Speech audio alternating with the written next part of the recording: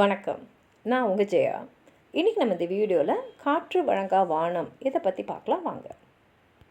பேரண்டம், வளிமண்டலம், நட்சத்திர கூட்டம், இந்த பெரு சுடர்களான ஞாயிறு, திங்கள் இதெல்லாம் ஆராய்ஞ்சு அறிஞ்ச பழந்தமிழர் காற்றையும் அந்த காற்றோட தன்மைகளையும் கூர்ந்து நோக்கினர். உடலுக்குள்ளேயும் வெளியிலேயும் காற்றோட தன்மைகளையும் தேவைகளையும் அவங்க உணர்ந்திருந்தாங்க. காற்றை நமக்குள்ளே அடக்கி ஒளியாக, எழுத்தாக, சொல்லாக வெளியிட்டு காற்றுக்கும் உருவம் அவங்க கொடுத்துருக்காங்க. அந்த அறிவியல் நுட்பம் தான் மொழி.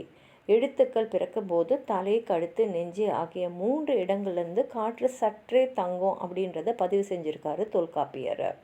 இப்போ தொல்காப்பியத்தில் வரக்கூடிய ஒரு பாடல் உந்தி முதலா முந்து வலி தோன்றி தலையினும் இடமின்றினும் நெஞ்சினும் நிலையி. அதாவது உந்தி பகுதியிலிருந்து முற்படுகிற மூச்சு காற்று தோன்றுகிறது. தலை, கழுத்து, நெஞ்சு இந்த 3 இடங்களையும் காற்று நிலை பெறுகிறது. பல், உதடு, நாக்கு, மூக்கு, அன்னம் இந்த 5 சேர்த்து மொத்தமாக 8 உறுப்புகளுடைய இயக்கத்தில் எழுத்துக்கள் வேறுபட்டு பிறக்குது அப்படின்றது அதோட கருத்து. அத்தோடு எழுத்துக்களுக்கான மாத்திரை அளவுகளையும் குறிப்பிட்டு எடுத்து எல்லா எழுத்துக்களும் முன்கூறிய பிறப்பிடங்களிலிருந்து வெளிப்படுகிற நிலையில் அவை எடுத்துக்கொள்ளும் ஓசை காற்றுக்கான அளவை மட்டுமே நான் இங்கு குறிப்பிடுகிறேன். ஓசை காற்றுக்கு முன்பாக உடலுக்குள்ளே தங்கி சுழலும் காற்றுக்கான மாத்திரை அளவும் இருக்கிறது. அதனை நான் இங்கே எழுதலை அப்படின்றாரு. காற்றோடு உடலுக்குள் பயணித்து அதன் தன்மைகளை ஆய்ந்த பழந்தமிழர் அறிவு இதுலேருந்து நமக்கு தெரியுது. எல்லா எழுத்தும் வெளிப்பட கிளர்ந்து சொல்லிய பள்ளி எழுந்தருளி வழியின் பிறப்போடு விடுவழி உச்சி வரத்து அகத்து எழுவழி இசை அருள் தபநாடி அளப்பின் கோடல் அந்தனர் மறைத்தே. இதுதான் தொல்காப்பியத்தில் வருது. இதோட பொருள் உடலுக்குள்ளே எழும் ஒளி காற்று ஒளியாக மாறி வெளிப்படும். எல்லா எழுத்துக்களுக்கும் பிறக்கும் இடங்கள் அறிய வேண்டும். காற்றின் இயக்கம் மற்றும் ஒளியின் அளவுகளை ஆராய வேண்டும். அதனை அந்தனர் மறை எனப்படும் நூல் வழி உணர வேண்டும். அது மாத்திரம் இல்லாமல் காற்றை கட்டுப்படுத்தி நமக்குள்ள துணையாக பயன்படுத்தினார்கள். வெண்ணி பரந்தலையர் போரில் வென்ற கரிகாலனை பழந்தமிழர் விழிக்கும் பிசுந்தலையார் கடலில் மரக்கலன்களை செலுத்துக்குரிய காற்றின் ஓட்டத்தை கணித்து அதன் இயல்பினை கட்டுப்படுத்தி கலன் செலுத்துவதில் வல்லவராக விளங்கிய மரபுக்கு உரியவனே அப்படின்னு சொல்கிறாரு.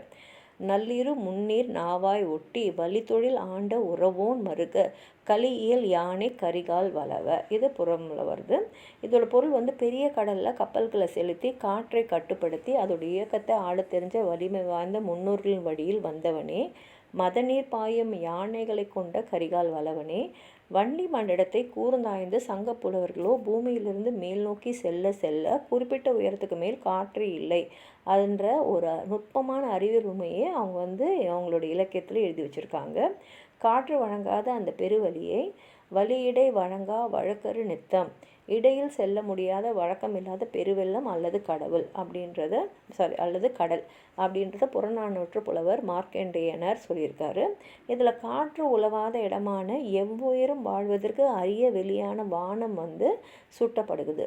அதே போல் சங்க புலவர்கள் ஒருவரான வெள்ளைக்குடி நாகனார் நலியிரு முன்னீர் ஏணியாக வழியிடை வழங்கா வானம் சூடிய மணித்திணி கிடங்கை தண்டமிழ் கிழவர் முரசு முழங்கு தானே மூவர்.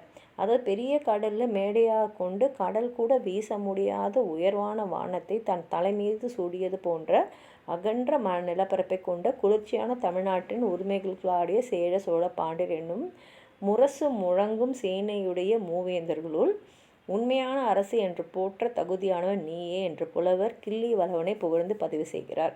இதில் நீர் செறிந்த பெரிய கடல்கள் எல்லைகளாக காற்று வழங்காத வானத்தை சூடிய மண் செறிந்த உலகத்தின் கண் குளிர்ந்த தமிழ்நாட்டிற்கு உரியவராகிய முரசு ஒலிக்கும் படையினை உடைய மூவேந்தர் என்கிறார். அதாவது மூவேந்தர்களோட ஆட்சி பரப்பானது கடல்களால் சூழப்பட்ட பரந்த நிலம் முழுவதும் உயரே காற்று வழங்காத வெளி வரையிலும் என்று காட்டப்படுது. இதில் மனிதரும் மற்ற உயிரினங்களும் வாழ தகுதியான பரந்த நிலம் முழுவதும் அப்படின்றதான் பொருளாது. அதனாலேயே காற்று வழங்காத வானம் என்ற குறிப்பு இடம்பெறுவதை நம்ம அறிகிறோம். அறிவியல் உண்மை என்னென்னா காற்று வழங்கா வானம் வழியிடை வழங்கா நித்தம் இந்த கண்டுபிடிப்புகள்லாம் பழந்தமிழர்கள் சரியாக தான் செஞ்சுருக்காங்க. அதுவும் இன்றைக்கு அறிவியல் அதெல்லாம் வந்து நிரூபிக்குது. பூமியிலேருந்து சுமார் 8 கிலோமீட்டருக்கு மேல் ஆகாயத்தில் காற்றே இல்லை அப்படின்னு சொல்லுது. இது பழந்தமிழ் இலக்கியங்களில் கற்பனைகளுக்கு மட்டும் அறிவியல் வல்லுநர்கள் உறுதியான இடம் தரல, ஆணித்தரமான அறிவியல் கொண்டிருக்குது அப்படின்றது தான் நம்ம காட்டுது. மேலும் தமிழகத்தில் தரவுகளையும் வானியல் துறையிலும் சிறந்து விளங்கிய பல புலவர்கள் இருந்திருக்காங்க அப்படின்றதையும் கணியன் பூங்குன்றனார், கனி மேதாவியார், பக்கூடுகை நக்கண்ணியார் முதலிய எழுத்தாளர்கள்லாம் வந்து நமக்கு தெளிவாக வந்து உரைக்கிறது. விண்வெளியிலிருந்து திரும்பும்போது வளிமண்டலத்தோட பாதிப்பு புலப்பட தொடங்கும் இடம் 120 கிலோமீட்டர் உயரத்தில் உள்ளதாக சுட்டப்படுகிறது. ஐக்கிய அமெரிக்காவில் 80.5 கிலோமீட்டருக்கு மேல் சென்றால்தான் ஒருவர் விண்வெளி வீரராக ஏற்கப்படுகிறார். இதெல்லாம் பார்க்கும்போது அன்னைக்கு இருந்த தமிழகத்து வல்லுநர்கள் அண்டம் குறித்தும் ஞாயிறு மண்டலம் குறித்தும் வளிமண்டலத்துக்கு அடுத்து குறித்தும் காற்று நிலை குறித்தும் எந்த மாதிரி ஆராய்ச்சி செஞ்சுருப்பாங்க அப்படின்னு நினைக்கும் போது ரொம்ப வியப்பாக இருக்குது. மனிதன் வந்து இந்த பேரண்டம் குறித்து தொடர்ந்து ஆய்வுகளை மேற்கொண்டு செஞ்சுருக்கான். அண்டத்தையும் ஐம்பூதங்களையும் அவனோட கட்டுப்பாட்டு வைத்துக்கொள்வதற்கு முயற்சி செஞ்சு கொண்டே இருந்திருக்கான்.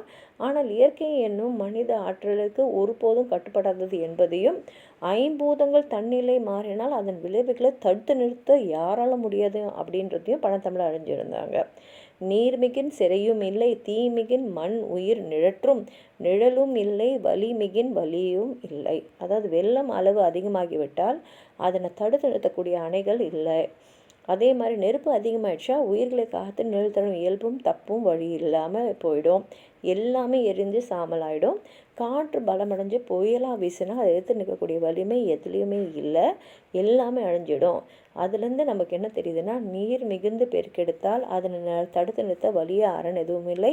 தீ பெருக்கினால் உலகில் உயிர்களை காக்கின்ற நிழல் எதுவும் இல்லை. காற்று மிகுந்து வீசினால் அதனை பொறுக்கும் வலிமையும் இல்லை அப்படின்றது ஐயூர் வந்து தெளிவுபடுத்துகிறாரு. பழந்தமிழ் கொள்கையின்படி இயற்கையோடு முடவனானார். இயற்கையை இயந்து வாழ்வதே மனித இனத்துக்கு மட்டுமல்ல, உலகத்தில் இருக்கிற எல்லா உயிர்களுக்கும் நன்மை கொடுக்கும் அப்படின்றதையும் வந்து எடுத்து சொல்லியிருக்காங்க. இதெல்லாம் நம்ம இலக்கியத்தில் வந்து பதிவு செய்யப்பட்டிருக்கு. இதன் மூலமாக வந்து பழந்தமிழர்கள் எந்த அளவுக்கு வந்து அறிவியலில் முன்னேறி இருந்தாங்கன்றதும் நமக்கு புலப்படுது. உங்களுக்கு ஏதாவது சொல்லணும்னு நினச்சிங்கன்னா கீழே இருக்கிற கமெண்ட் பாக்ஸில் எழுதுங்க. இந்த வீடியோ லைக் பண்ணுங்கள், உங்கள் ஃப்ரெண்ட்ஸோடு ஷேர் பண்ணுங்கள். சப்ஸ்கிரைப் பண்ணாதவங்களாம் ப்ளீஸ் சப்ஸ்கிரைப் பண்ணி சப்போர்ட் பண்ணுங்கள். நன்றி.